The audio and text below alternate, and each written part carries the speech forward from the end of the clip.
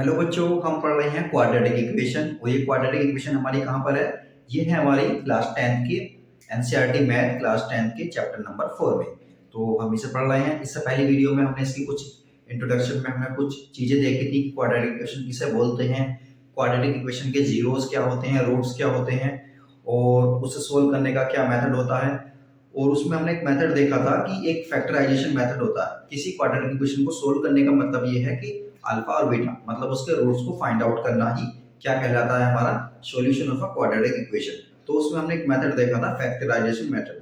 तो factorisation method में हमने क्या किया था, उसके फैक्टर वगैरह किए थे और वहां पे हमने x की वैल्यू फाइंड आउट की थी और जो कि क्या थी, हमारी रूट्स थी। एक्चुअल में क्या होता है, ये रूट्स ही होते हैं।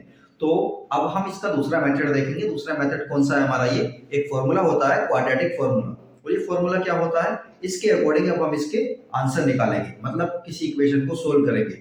मतलब फाइनल क्या है इसका मतलब ये है कि इसके रूट्स फाइंड आउट करेंगे। तो देखिए क्या फॉर्मूला होता है हमारा। क्वाड्रेटिक फॉर्मूला ये होता है x equal minus B plus minus under root B square minus 4ac upon 2a। ये फॉर्मूला है और ये सब चीजें हमारी इसमें है, ये वाली रूट में है। तो एक बार इसे प्लस ले लेते हैं, एक बार माइनस ले लेते हैं, तो x की दो वैल्यूज हमारी आ जाती हैं। या ऐसा बोल सकते हैं कि अल्फा और बीटा आ जाते हैं हमारे। तो इस वाले जो फॉर्मूला है, इस फॉर्मूले को हम बोलते हैं श्रीधराचार्य फॉर्मूला या श्रीधराचार्य रूल बोल देते हैं। इस फॉर्मूले का पॉपुलर नाम क्या है, क्या फेमस नाम है इसका? श्रीधराचार्य फॉर्मूला है ना। श्रीधराचार्य का फॉर्मूला बोल देते हैं, आप लोगों ने सुना भी होगा। तो इसे हम ये बोलते हैं, ठीक है। अब डिस्क्रिमिनेंट, एक डिस्क्रिमिनेंट एक टर्म होती है जो कि इसे बोलते हैं कैपिटल डी से रिप्रेजेंट करते हैं इसे, वो इसे लिखते हैं b स्क्वायर माइनस 4ac। मतलब ये अंदर वाली टर्म जो है हमारी, ये d है। तो इस वाले फॉर्मूले को हम d की फॉर्म में भी लिख सकते हैं, x equal minus b plus minus under root d upon 2a। तो इस इक्वेशन को इस फॉर्म में भी लिखा जा सकता है और ये डिस्क्रिमिनेंट बड़े काम का होता है और हम आगे चलकर देखेंगे इससे क्या क्या हम फाइंड आउट कर सकते हैं। जब हमारे पास ये आ गया तो इसे हम एक बार प्लस में लिखेंगे, एक बार माइनस में लिखेंगे, मतलब x की दो वैल्यूज आ जाएगी।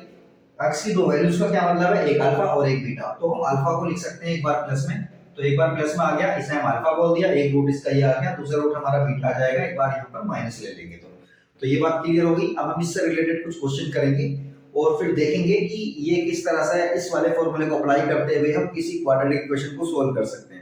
देखिए हमने यहाँ पर एक टेबल बनाई है जो कि डी से रिलेटेड है हमारी। डी मतलब डिस्क्रिमिनेंट। हमने देखा था अभी डिस्क्रिमिनेंट का फॉर्मूला क्या होता है।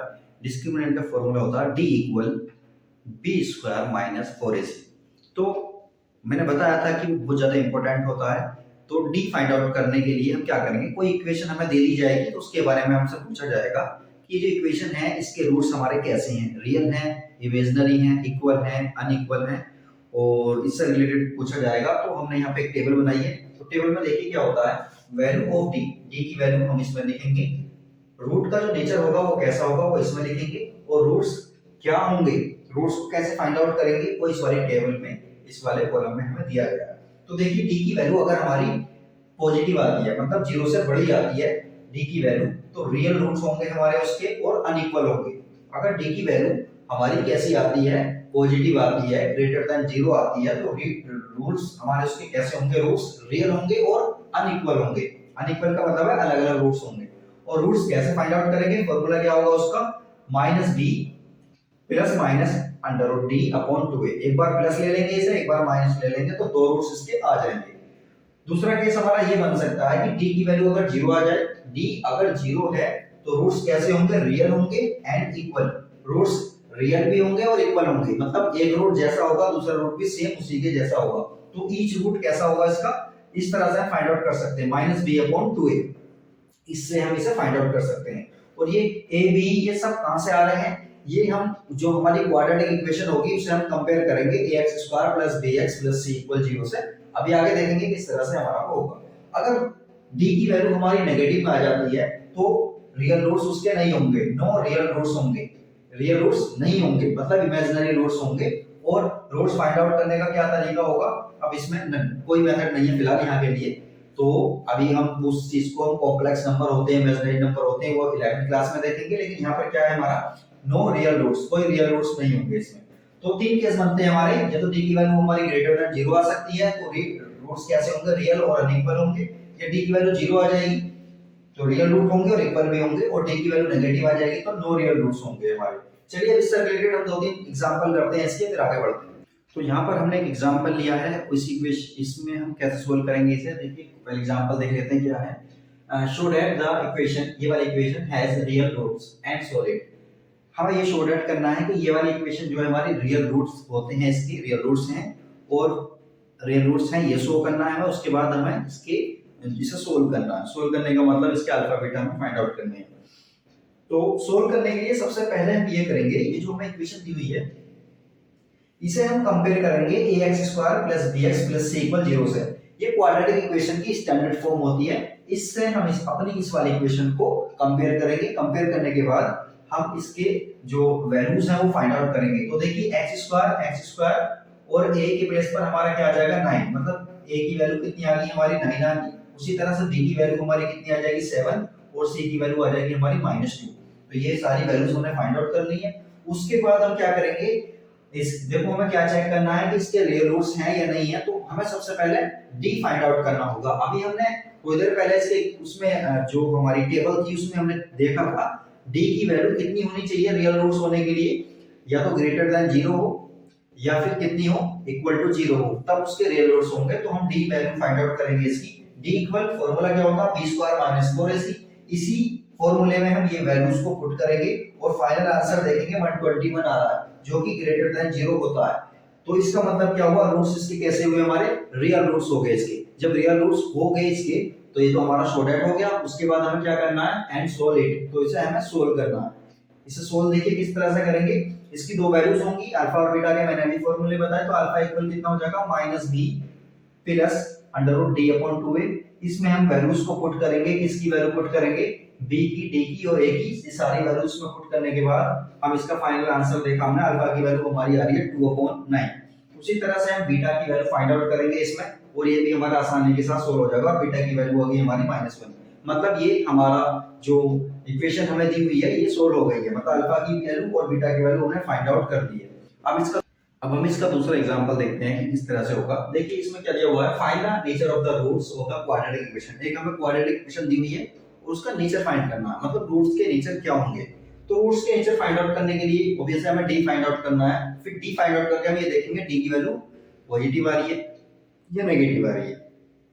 तो सबसे पहला काम हमारा ये होता है कि इस वाली इक्वेशन को हमें कंपेयर करना होता है किससे, स्टैंडर्ड इक्वेशन से। स्टैंडर्ड इक्वेशन कौन सी है, ax² + bx + c = 0 से इसे कंपेयर करेंगे और यहां से फाइंड आउट करेंगे a की वैल्यू, b की वैल्यू और c की वैल्यू। तो देखिए सिंपल कंपेयर करना है। a के प्लेस पर हमारा 4 आ जाएगा, b के प्लेस पर हमारा -5 और c के प्लेस पर हमारा 3 आ जाएगा। ये सारी वैल्यूज को हम ये वाली इक्वेशन जो होती है हमारी d का जो फार्मूला होता है b² - 4ac, इसमें पुट करेंगे और फाइनल आंसर देखेंगे आ कितना रहा है। तो देखिए ये तो 25 आ जाएगा, ये आ जाएगा हमारा 48। तो ओवरऑल आंसर आया -23। तो -23 आंसर आया, जो कि लेस देन 0 है, मतलब ये नेगेटिव है। तो नेगेटिव है तो हम अपनी टेबल के अकॉर्डिंग देखेंगे कि it has no real roots, मतलब इस वाली जो इक्वेशन है हमारी इसमें रियल रूट्स नहीं है। तो रूट्स हम यहाँ पे फाइंड आउट नहीं कर सकते। तो इस केस में हम रियल रूट्स नहीं है तो हम फाइंड आउट नहीं कर सकते। रियल रूट्स होते तो हम फाइंड आउट करते इसे। तो इसी तरह का अब हम एक दूसरा एग्जांपल देखते हैं इसमें। अब हम इसका एक और एग्जांपल देखते हैं और इसमें देखते हैं कि किस तरह से हम इस एग्जांपल को सोल्व करेंगे। तो इसमें हमें एग्जांपल दिया हुआ है, find the value of k for which the given equation has real and equal roots. मतलब हमें k की वैल्यू फाइंड करनी है अगर ये जो इक्वेशन हमें दी हुई है इसमें अगर रूट्स कैसे हैं, रियल हैं और इक्वल है। तो देखिए किस तरह से करेंगे इसे सोल्व। तो इसका मेथड यही होगा कि इसे हम कंपेयर करेंगे अपनी स्टैंडर्ड इक्वेशन से ax² + bx + c = 0 से, और यहां से फाइंड आउट करेंगे हम a, b और c की वैल्यू। ये वैल्यूज हमने कंपेयर की हैं और फाइंड आउट कर ली है, इतनी आ गई। कंपेयर करने के बाद क्या करेंगे हम, देखिए हमें क्या दिया हुआ, रूट्स कैसे हमारे रियल हैं और इक्वल हैं। तो इसकी कंडीशन क्या होती है, d = 0। अपने टेबल में देख लेंगे हम रियल और इक्वल रूट्स की क्या कंडीशन होती है, d = 0। तो d इक्वल हम 0 पुट करेंगे, d की वैल्यू, d का फार्मूला होता है हमारा b² - 4ac = 0। तो ये सारी वैल्यूज को क्या करेंगे हम, ये जो वैल्यूज हमारी आई है इस वाले फार्मूले में पुट अप करेंगे। तो यहां से हम देखेंगे फाइनली कितना आ रहा हमारा। देखिए कि ये 16 उधर जाकर प्लस का हो जाएगा, 9 इसके अपॉन में आ जाएगा। तो k² की वैल्यू आ रही है हमारी 16/9। तो 16/9 को जब हम इसका रूट लेंगे तो प्लस माइनस में 4/3 आ जाएगा। तो k की वैल्यू हमारी 4/3 हो जाएगी या फिर -4/3 हो जाएगी। अब इसका हम नेक्स्ट एग्जांपल देखते हैं। अब हम क्वाड्रेटिक इक्वेशन में एक और प्रॉब्लम देखते हैं कि किस तरह की प्रॉब्लम्स हमारे लिए आती हैं। तो ये है हमारी वर्ड प्रॉब्लम। क्वाड्रेटिक इक्वेशन में हमारी वर्ड प्रॉब्लम होती है। वर्ड प्रॉब्लम किस तरह की होती है? लैंग्वेज में हमारा एक क्वेश्चन दिया हुआ होता है, उसे हमें सोल्व करना होता है। इसे हम क्वाड्रेटिक इक्वेशन में क्या बोलते हैं? वर्ड प्रॉब्लम बोलते हैं। तो इसके एग्जांपल में हम देखते हैं the sum of a number, कोई हमें नंबर दिया हुआ है, उसका सम एंड इट्स रेसिप्रोकल। कोई नंबर दिया हुआ है और उसके रेसिप्रोकल, उनका सम हमें कितना दिया हुआ है? 10/3 दिया हुआ है। देन फाइंड द नंबर, तो हमें नंबर फाइंड करना है। तो सपोज करो हमने सॉल्यूशन में क्या कर लिया, सॉल्यूशन में हमने let the number be x, number हमने क्या सपोज कर लिया? x कर लिया। तो इसका रेसिप्रोकल क्या होगा? रेसिप्रोकल का मतलब होता है उल्टा नंबर, मतलब 1/x आ गया। अब अकॉर्डिंग टू क्वेश्चन में क्या दिया हुआ है? इन दोनों का सम, नंबर का और रेसिप्रोकल का सम कितना दिया हुआ है? हमें 10/3 दिया हुआ है।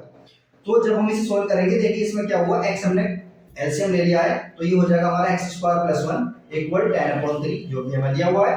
तो इस x की हम इधर मल्टीप्लाई कर देंगे और इसकी इधर, मतलब क्रॉस मल्टीप्लाई कर देंगे हम, तो 3x² + 3 = 10x आ जाएगा। और इस 10x को हम इधर साइड में लेकर आएंगे तो ये माइनस में आ जाएगा, मतलब हमारी क्वाड्रेटिक इक्वेशन बन गई है। अब क्वाड्रेटिक इक्वेशन को हम सोल्व कर सकते हैं या तो सीधराचार्य के मेथड से कर सकते हैं या फिर कर सकते हैं फैक्टराइजेशन मेथड से कर सकते हैं सोल्व। तो इसे सोल्व करने के लिए देखिए हमने क्या किया, देखिए ये 3 3 9 हो गया ना, 9 के ऐसे फैक्टर कर लिए जो हमारा 10 आए, तो 9 बन जा 9 हो गया और दोनों को प्लस करेंगे 9 और 1 को, तो 10 आ जाएगा। तो हमने यहाँ पे इसे सोल्व किया है। सोल्व करने के बाद में देखिए हमारा क्या आ गया, x की वैल्यू हमारी 3 आ गई है और x की वैल्यू एक हमारी 1/3 आ गई है। तो आंसर हमारा क्या हो सकता है, मतलब जो हमने नंबर सपोज किया था, या तो वो 3 हो सकता है या 1/3 हो सकता है। तो ये वाला जो है हमारा क्वाड्रेटिक इक्वेशन हमारी कंप्लीट हो गई है। इसमें और भी हम क्वेश्चन बाद में करेंगे, लेकिन इंट्रो हमारा कंप्लीट हो चुका है। इसी टाइप के क्वेश्चन आते हैं। नंबर ऑफ एग्जांपल्स तो बहुत सारे हो सकते हैं, लेकिन ऑलमोस्ट हमने कंप्लीट करने की कोशिश की है। इसका इंट्रो हमारा कंप्लीट हो चुका है। अब कभी इस पर हम बहुत सारे इस पर क्वेश्चन करेंगे, प्रीवियस ईयर के क्वेश्चन करेंगे, तो इससे आप लोगों को बहुत फायदा होगा।